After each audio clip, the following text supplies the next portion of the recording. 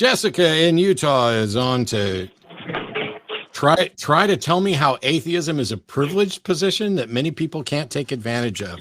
Haven't you and I spoken about this before? No, sir. I've never spoken to you before. Sweet. So how is it a privileged position to just say, I'm not convinced a God exists? Sure. So I suppose just saying it isn't necessarily a privilege. It's more having the time and the ability to consider these propositions and then come to the conclusion that they are false. That is oftentimes a level of emotional and psychological effort that I feel many people can't actually apply because it would strip them of the illusion that things are somewhat in their control when they're not. And that's what I would present. I don't know how any of that makes a case that atheism is some privileged position, because all you said is some people are willing to consider it and some people aren't. Sure. And I think that it has to do with, so let's go with my case. I came from Mormonism, where I had the illusion, so I'm also trans, by the way. So I had the illusion as a Mormon that I had magical powers that could heal the people around me who were sick, and that could guarantee them a life in a beautiful, wonderful paradise forever. And when I came to the conclusion that probably isn't the case, I do believe it stripped me of some degree of the internal strength I had to face the real hardships of reality.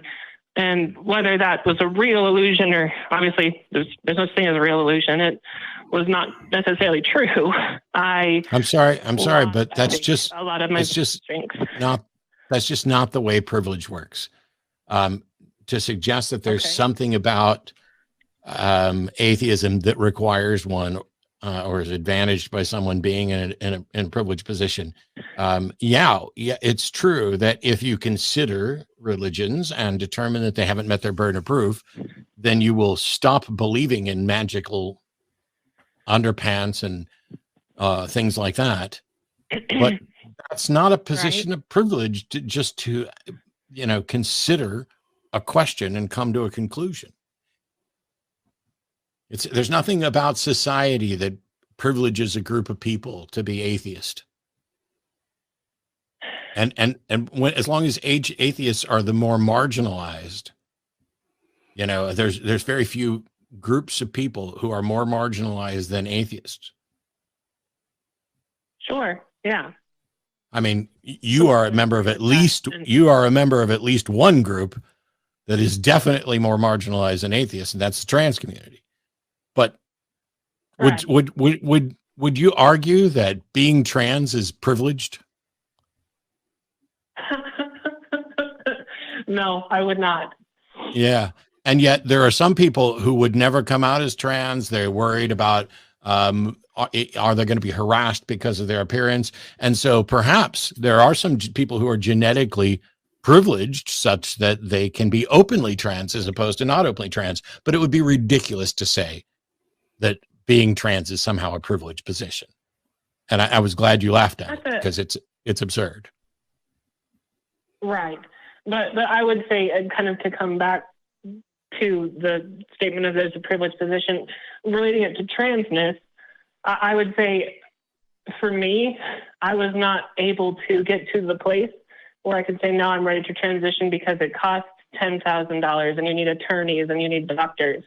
And it was a very difficult process that I could only have accomplished once I had reached a certain level of privilege within society. When I had enough money, sure, and a company that would give me time off. Sure, so the ability to say is that the ability to transition and stuff can be contingent upon privilege, but that has nothing to do with whether or not you're trans. You're trans, no matter how privileged or unprivileged you are in other categories.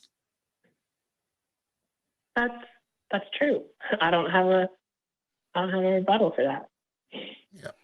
I got to move on, Jessica, but I don't see atheism as a privileged position, but I do see where you're right in the sense that there are some people who, for fear or indoctrination or discomfort with challenging things, some people don't like confrontation. They're never going to ask the questions that get them to atheism, but that doesn't make atheism a privileged position. But I thank you for the call.